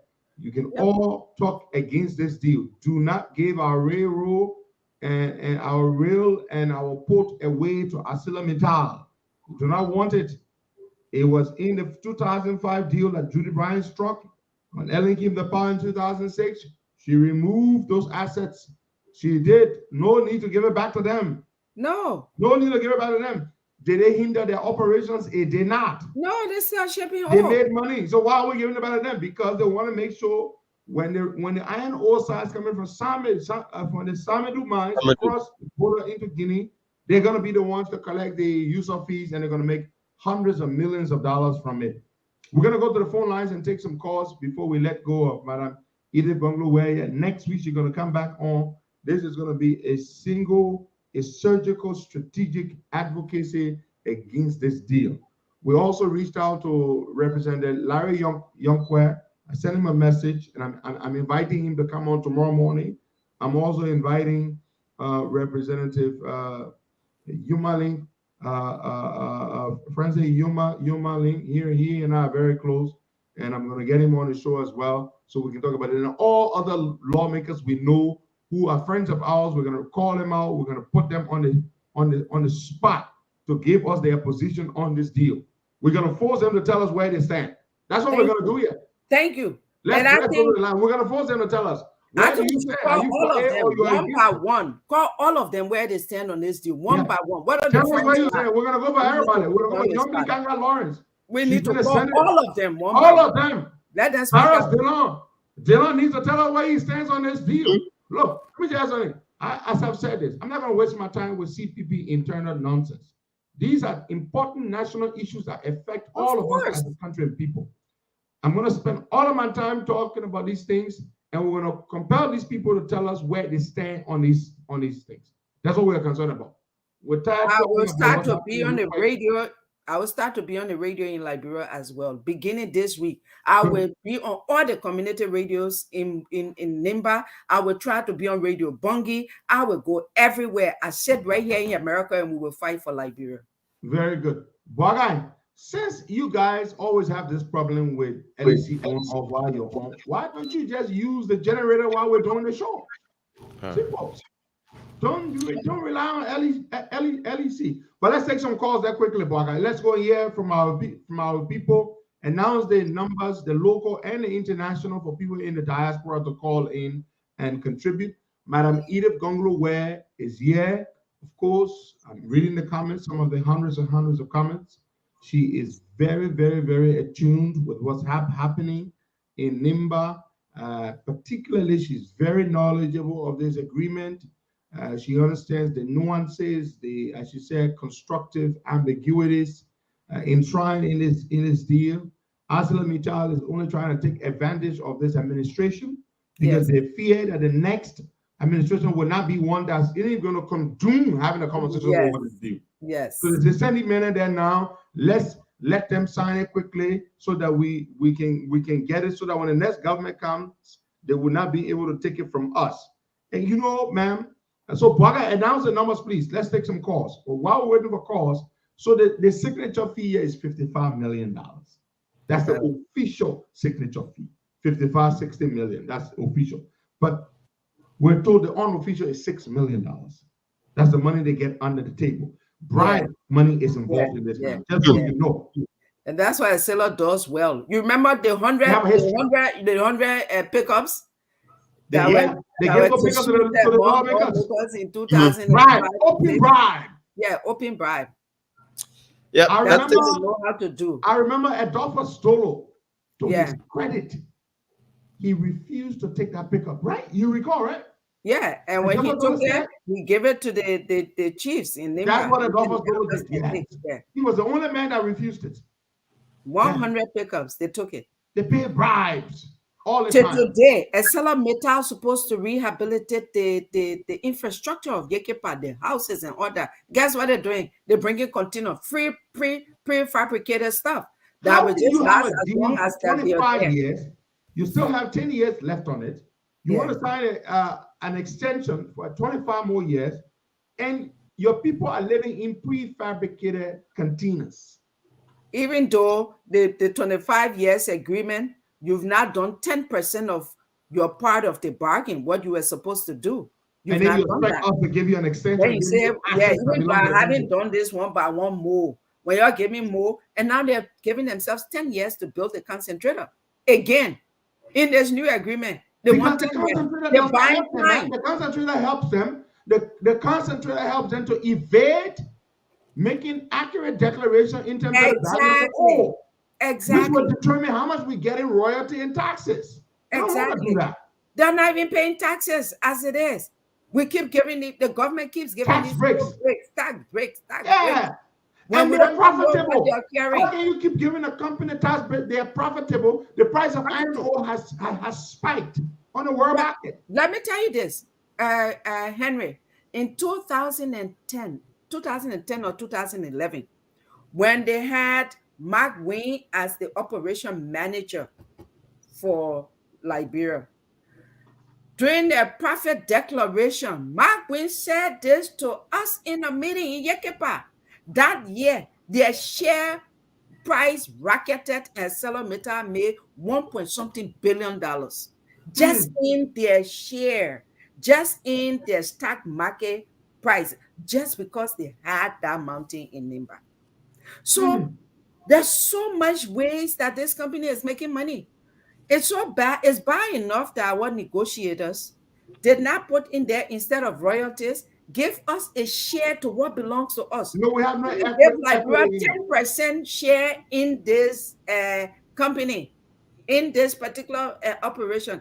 And you know what else? This company is just terrible. In that deal, 4.5% royalty. Can you imagine?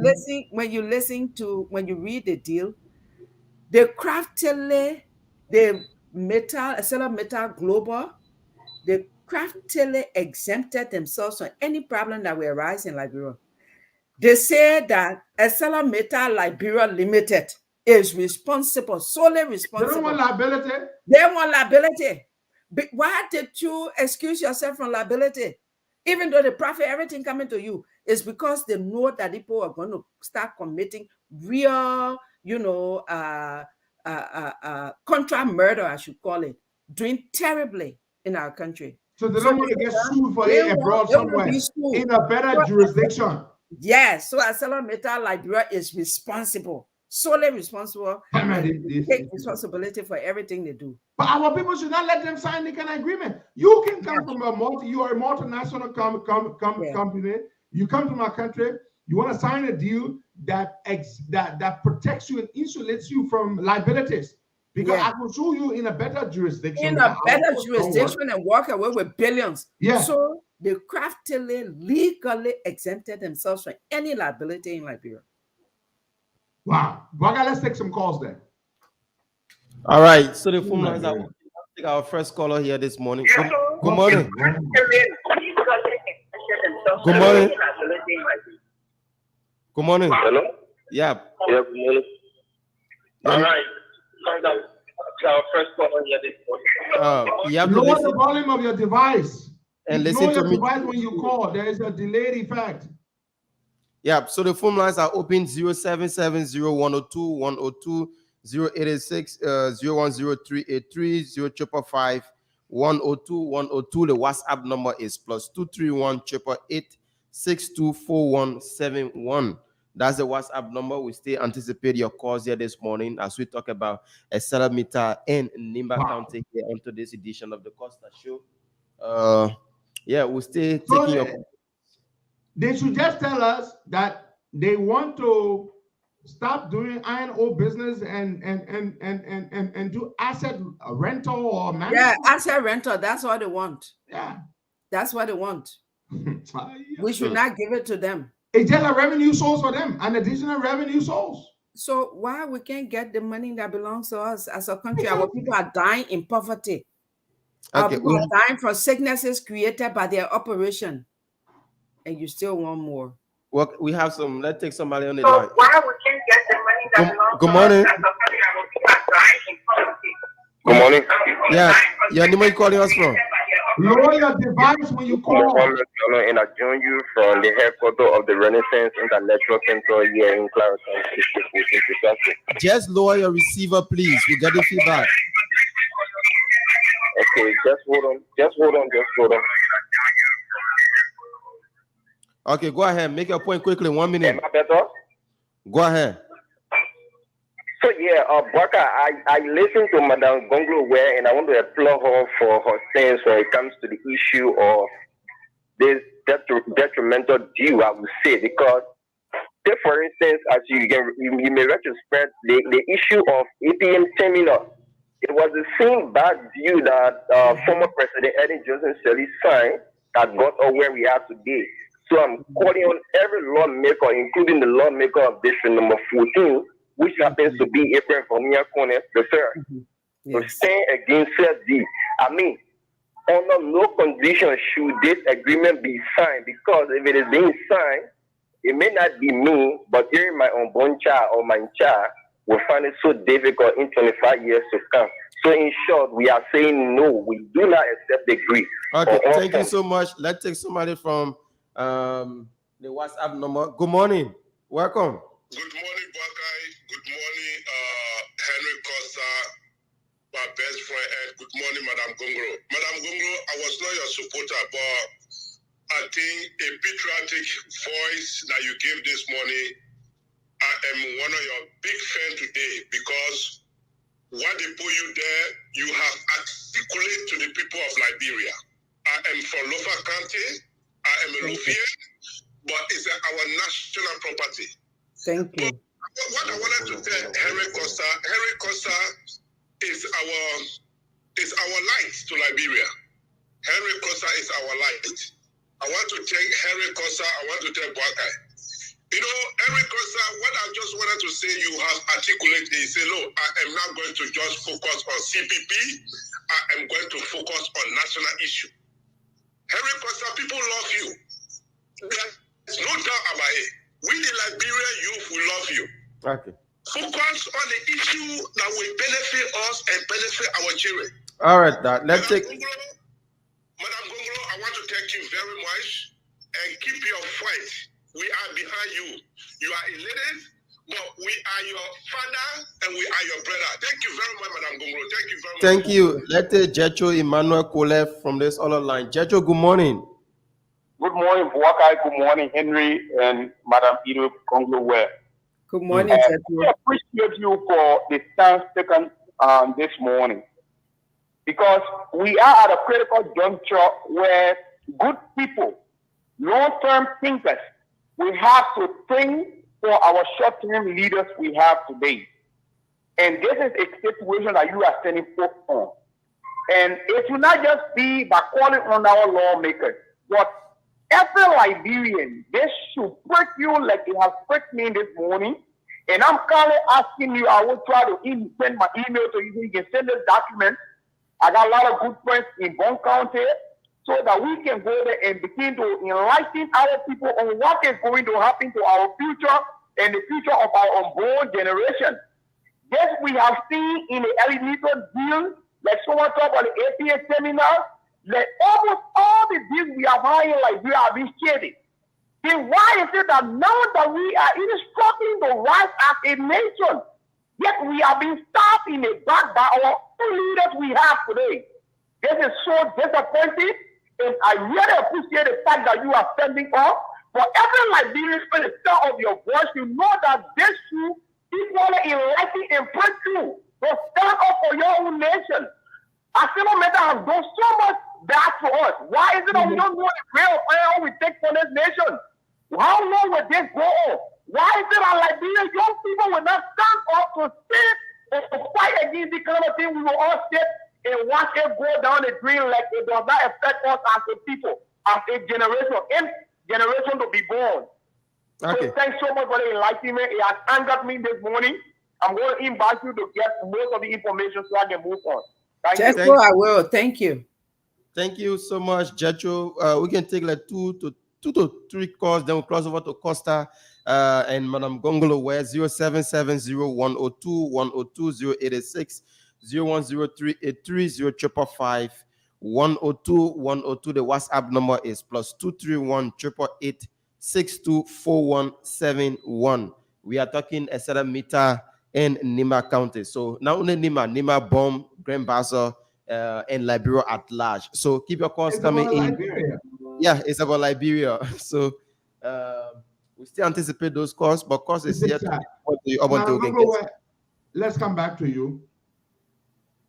The boys, when I say the boys, some of them are good friends of mine, or at least were, and they know better, to be honest. When it comes to this deal, Miguel them they know very well that this deal is not a good deal. I mean, we could be renting this facility. And the sad thing about it, this government went to Guinea when Alpha Conde was in power. They negotiated a deal with the Guineans. They signed an agreement with the Guineans so that when the Samadou Mountain operation comes online, the Guineans would be transporting the oil to Liberia. They signed that deal. They celebrated that deal. You know, this is why I don't understand. Yeah. They came back, they celebrated that deal. And they said, oh, the Guineans are going to be shipping the iron ore through Liberia. is going to be an additional revenue source for us. We're going to make a lot of money from it. They did that. ArcelorMittal was against the whole thing because ArcelorMittal didn't like it. No, because they want to take ownership and be the ones. They didn't want the government like you're dealing directly with the people on the other side. So what becomes of the agreement they signed with the Guinean government? Regardless of the fact that there's a regime change in Guinea, but that deal still remains intact because the Guinean government in power now has committed itself to adhering to all legitimate deals that the previous administration entered into. So now you've signed that deal, you know there's a tremendous potential to raise revenue from that deal. Then you want to take the very asset that should make it possible for you to benefit from that. Make that money and give it to somebody. And give it to somebody. Somebody wants to, you build your house, somebody wants to rent or lease the house. You know the person has already signed a tentative agreement with you committing or expressing interest in renting your house. Then you go, you give a stranger your house and say, you go rent the house. Yeah. You give it a stranger. Rent it and take the money and give me 2%. Yeah. Tell it. Why you can sign the rental agreement yourself? Why must you give it to a stranger? Oh, our country like Liberia. Okay, let's see whether we can take one or two more calls and then we'll come back to Madam Gongloe to close up. All right, let's take this person on the line. Good morning. Your name, where you joining us from? Good morning. My name is Remittance. So I call you from Vongbor. You say you call from where? First of all, I'm calling you from Sinka, Morovia. Okay, go ahead. I first want to say good morning to Madam Gongloe and Aaron Costa, and also to you there in studio. First of all, let me give a big thank you for the entire crew. Liberia, this is a time that we need to rise up and protest against these things. We need to raise a peaceful protest against our lawmakers, that these deals, these buckle deals was not fine. It's not in the interest of the Liberian people. Let's look at Liberia first. Let's forget about our self-interest and look at Liberia. Okay. Thank you so much. All right, hold on. I have a son of Nimba County here I want to put on. Good morning to you, my brother. Welcome and tell us your name. Good morning, Costa. Good morning, Edith, and good morning to our listeners out there. My name is Depo. I want to say thank you to Madam Gongloe for coming on the show, and that's one of the strategies we put out to make sure that our strong people come out and just let the public know what is against us in this whole deal. In fact, as we speak right now, our team will be making a formal presentation, PowerPoint presentation at the Capitol building this morning to the Nimba Legislative Caucus. It seems to be that there's a concocted plan by ArcelorMittal to just package the whole government and see how best they can close this deal as they have done in the past. We are telling them that there are more danger in this deal because, one, besides some of the environmental challenges and the death trap in Nimba, the fact that they want to take away the assets for our future generation. For us, we are saying we cannot be professional and we cannot be expert on development and allow this to go. We are telling all citizens, besides calling all our permanent citizens to make call and speak on the air, in fact, we adopted another method, call in action by all citizens to call all lawmakers across the country to reject this deal. And I'm also echoing that this morning, appealing to all citizens, text in, call in. We have reached out to the Vice President of Liberia. We have reached out to the Speaker. Almost everybody have copy of this deal and the position from Nimba collaboration, Nimba citizens. We send it all over. We call it on Vongbor County citizens to join this. Liberians should understand that we are in the modern system where development is supposed to be participatory. And the first thing that there is that ArcelorMittal came in as a good company. For the inception, they came in to help. But we think their help now is not beneficial. They didn't come to help, my brother. ArcelorMittal never goes anywhere to help. The kingdom make money to rake money out of us. Because it's like we were coming from war. We saw there as someone for a country that will help, but their help have become detrimental to the country. We need to let them know that look, our argument here, no extension, and the next thing are there, total compliance review. The Bureau of Concession did a compliance assessment, and they know that they are in red, but they are going up and down, looking for way as we get reliable information now. They got $50,000 each for lawmakers to make sure that they clear the deal, and that's the same thing they did before. Yeah. So it's my brother Jobu, I would like to invite you and your group on the show on Wednesday at 8 a.m. So you and I are already in touch. Set it up and let's do a show on Wednesday after you do your presentation today at the legislature. Thank you so much. All right, my brother. 8 a.m. Wednesday. Thank you so much. Bye. Thank you. Okay.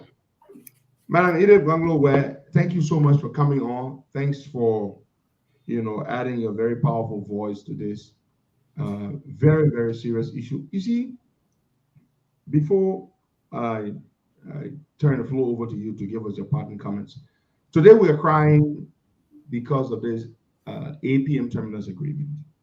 We took a major national asset, the free port of Monroe, the gateway to the nation's economy, literally the gateway.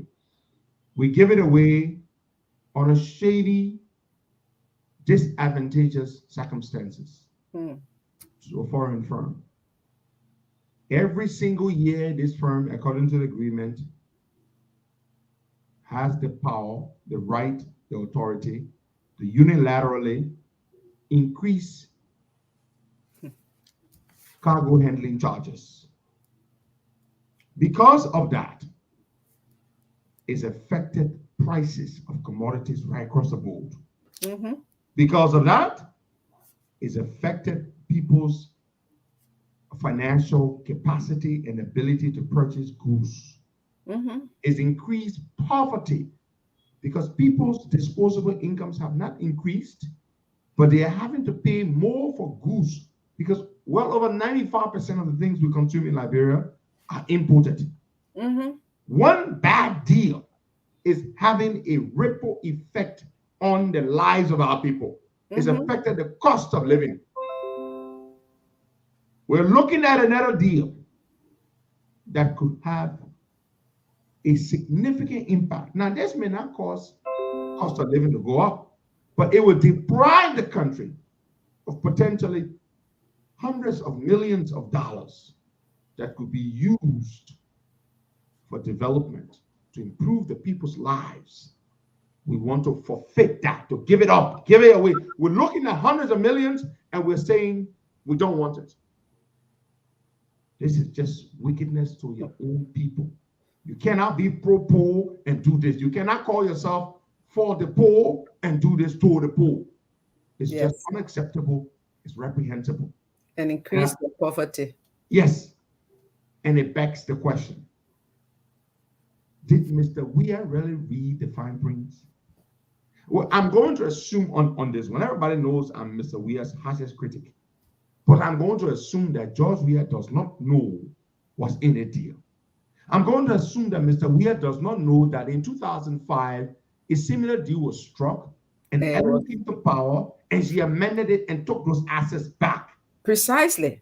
I'm going to say Mr. Weir does not know. With all due respect in this case, Mr. Weir, I'm giving you a pardon here. I'm going to say you do not know. But I'm going to say now you do know. You've heard it from Madam Gongloe. You've heard it from myself. You heard it from Brother Dokuzuo, who just left the line. You've heard it from tons of people that the deal is bad. That ArcelorMittal needs to first complete the 10-year. Look, tell the people, you've got what, 10 more years to go. Bring the concentrator in 2 years. Give me the 25% top management jobs. Give me this, give me that, before we even have a conversation over an extension. Madam Edith Gongloe, the floor is yours. And next week, the platform is yours again. Thank you so much. Thank you so much. Like I said, we are going to sustain this advocacy against this deal. We can only ask this government to recall what they sent to the legislature. If they do not, we are calling on all of the legislators from every county, but more so from Nimba, Bong, and Bassa, to take the lead on this and ensure that in the House of Representatives, of the 73 members, we pray and we are demanding that all 73 should reject this deal, and the 30 senators, all 30 senators should reject this deal. If you do not, we will, in fact, there's no if, you must, for the interests of this country, for the interests of our citizens, and the interests of the government of Liberia, you have to. And I want to also say here, not just the rejection of the deal. Now that ArcelorMittal has brought itself out, we are calling for the total and comprehensive compliance review. The concession agreement that was amended in 2006 held ArcelorMittal accountable and obligated to carry on some social programs, including employment of not less than 25% of Liberians in top management positions. And the construction of a technical college. The construction of a technical college, the awardance of scholarships, transfer of knowledge, all of that was in a deal, you know? And then also ensuring its environmental practices are in line with best, international best practice. Today, our waterways are polluted. Our people in the county, I went to Bona, one of the towns near the mining sites of ArcelorMittal operation. By Bona, Costa, the people, homes are cracked because when they blast the dynamite up the mountain, it shakes the ground. I don't care, you build a concrete building in that place, you have about 2 years and it is structurally damaged. So our people are living with compensation for relocation. The physical impact of your operation and the environmental impact of your operation. We are calling for a total compliance review to ensure that ArcelorMittal does what is right by the people. Now that you want to extend that deal, we are saying that extension is null and void upon entry, but that your compliance must be up to date. Today, you have 80% renege on what you were supposed to do. So I want to end by saying to all Liberians, to all political actors in our country, to the CPP, to every individual politician that want to take over this country, your leadership starts now. Leadership is about the protection of the interests of the people. You don't lead forest. You don't lead the mountains. You lead human beings. And the human beings' interest is now at stake right now. We want every political actor to stand on this one issue. For once in Liberia, there needs to be a collective engagement with our lawmakers on this issue to ensure that Liberia is not made, to look stupid again. When they say they sound bad deals, they are not saying individual lawmakers. They say the people of Liberia have signed another bad deal. Thank God for Global Witness in 2006. They saved us from the nightmare of 2005 by blowing the whistle. They blow the whistle. They show us the direction. We can't sit now and ignore the direction that was shown to us by Global Witness. Let this deal not go anywhere. President Weah, I take it that you didn't know the implication of this. My brother and friend, Miguel, and Samuel Twe, and all of your actors and the big guns in this government, I take it that you haven't read this constructive ambiguity based on your own, busy schedule. But let your technocrats read it again. It is not in our interest. Don't sign it. Don't put your stamp on something that historically will take you down the Guinness Book of Records as being one of the bad leaders of our country. I want to thank all of you for listening today. Let's keep the fight on for Liberia. We must deliver this country, and we all together shall.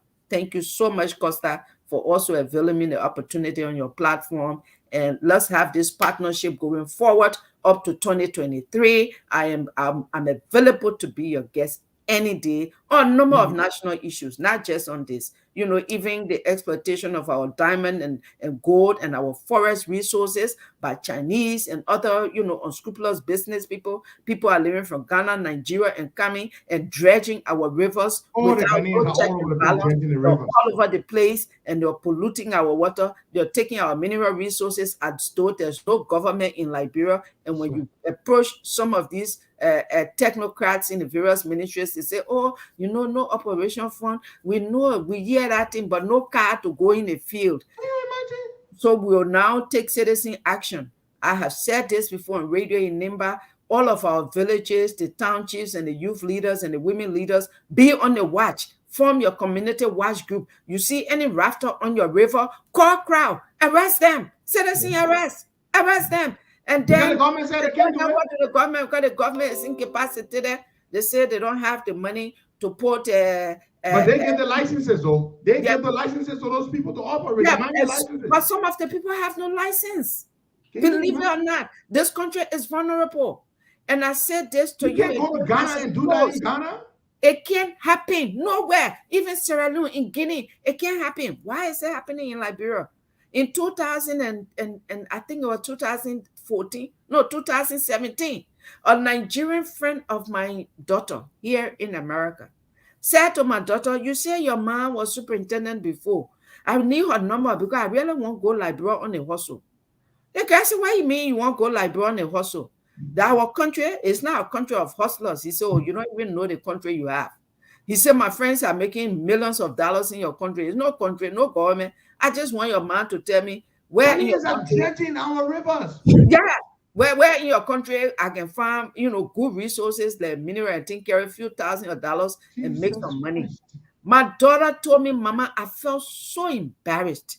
Yeah, the man said, but no government in your country. Telling me this in the United States of America. So we got to stop this collective, you know, guilt that all of us are suffering today. Our image is smeared. We are seen as the country that has no focus, has no security. Anybody can kind of do anything that is happening, let alone even our fishery and everything. It's a multiplicity of issues, national issues. We are all over the place and we are down. We need to start fighting, but one day at a time, one by one, we shall take on them.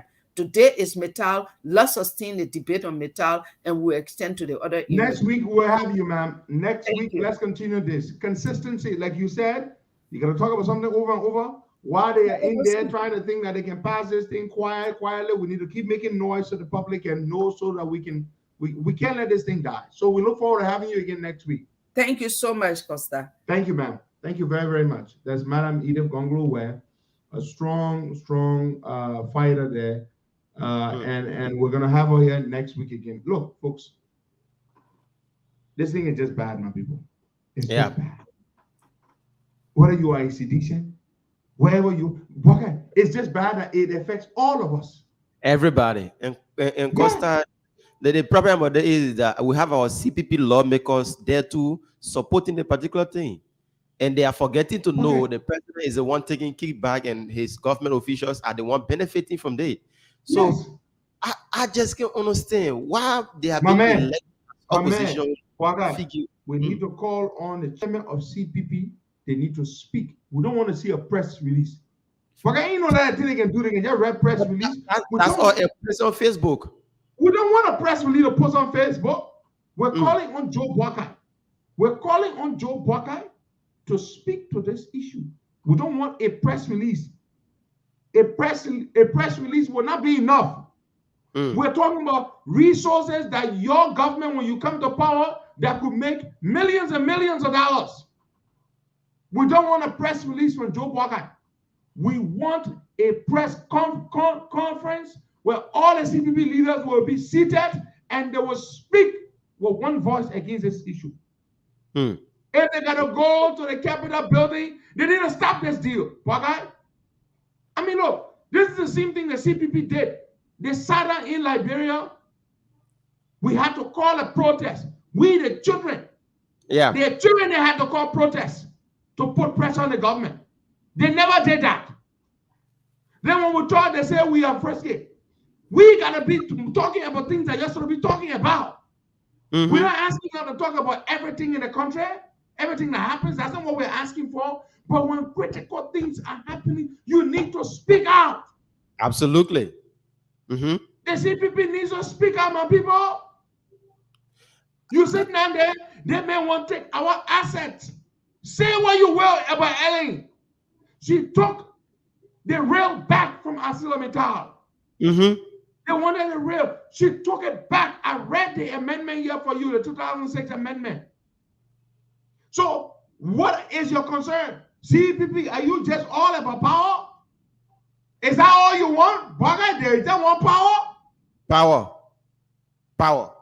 Everything. You just waiting to take power? You don't want to fight for the country and the people? We need a press conference on this issue from the CPP. We need a press conference. We need real action taken. We need them to summon their lawmakers and tell them to stand up. Let their lawmakers be with them at the press conference. We need action taken. Every other day they put out one little weak press release. One little weak press release. I mean, what is this? Your people are not impressed. They're not impressed at all. That's why someone just said, I'm not wasting my time with your internal nonsense. I told my people, and I mean it.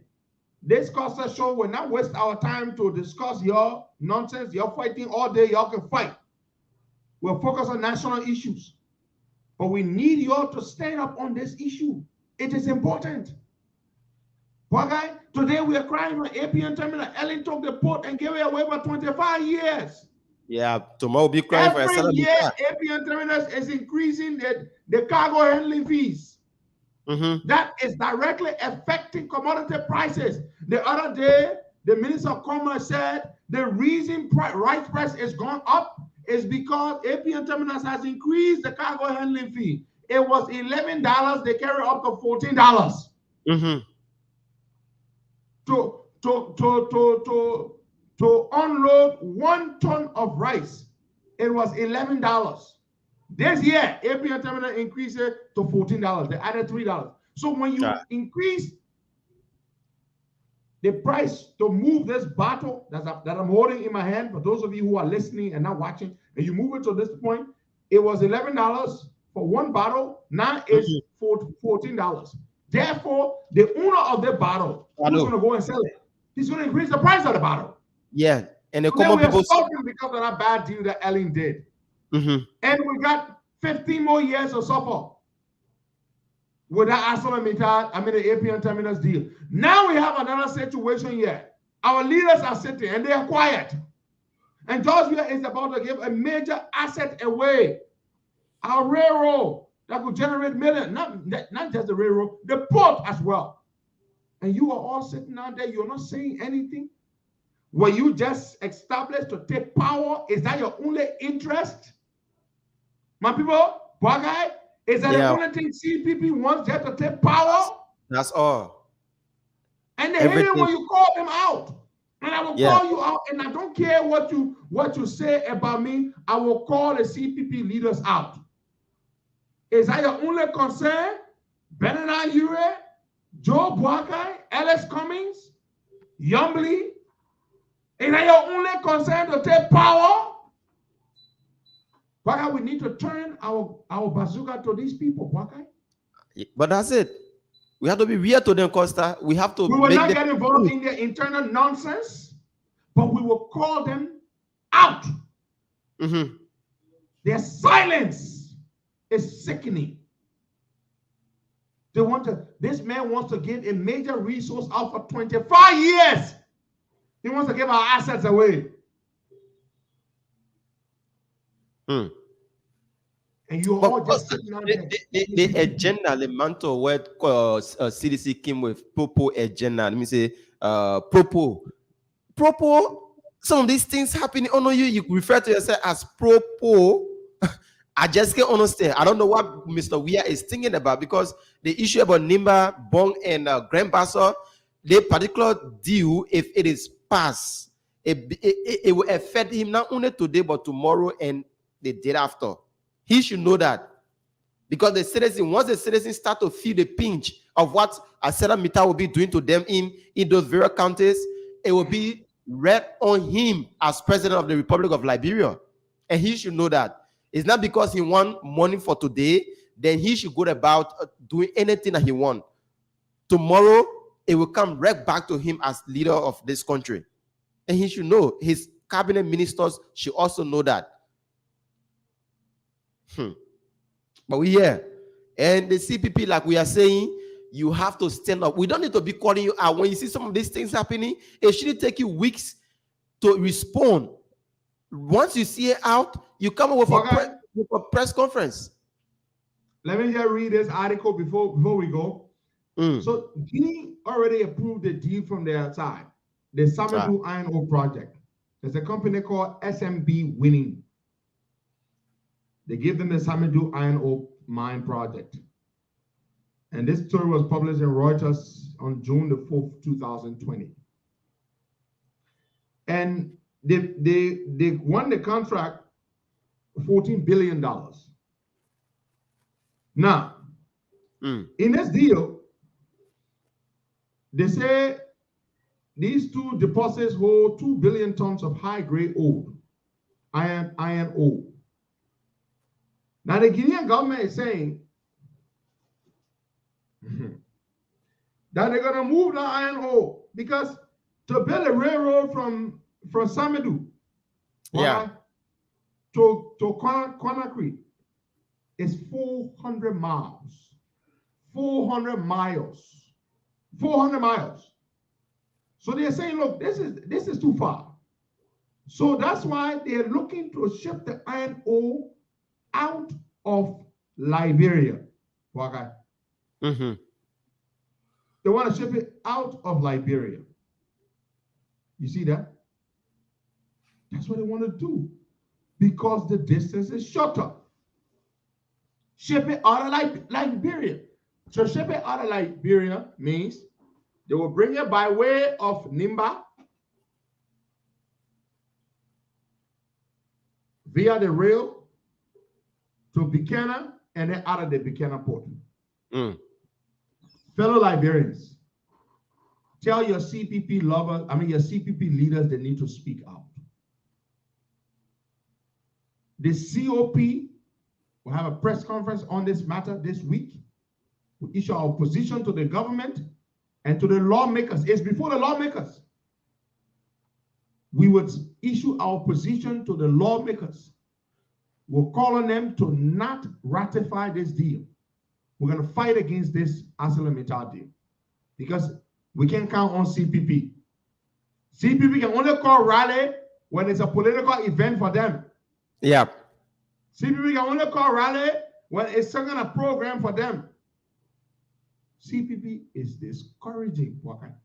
It's very, very discouraging. It's discouraging, Waka. CPP can break people hard. That's all y'all want to do? Y'all want to wait and just take power?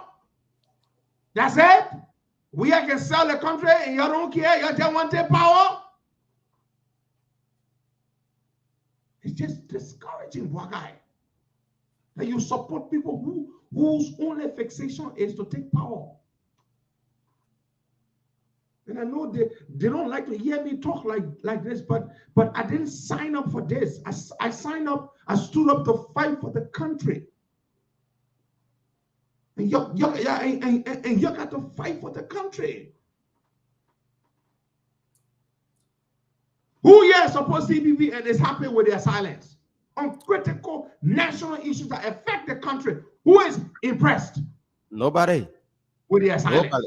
Nobody in their right mind will be pleased that they are so quiet. Who? Tell me. Who is impressed that they're all quiet? And this all day, you only see them doing their own political canvassing. Everything they do is about furthering their own political chances. And this goes to everybody. I'm not excluding anybody here. But when do you hear them standing up for the country? When? When you know they will write one press release and put it out that nobody reads. Amen. Okay, I see you, man. We'll be back here tomorrow. We'll continue this fight. We'll try to get Representative Larry Young Quay on. Okay. When you told them, they said you criticize them. Who will criticize you? Your silence is your complicity.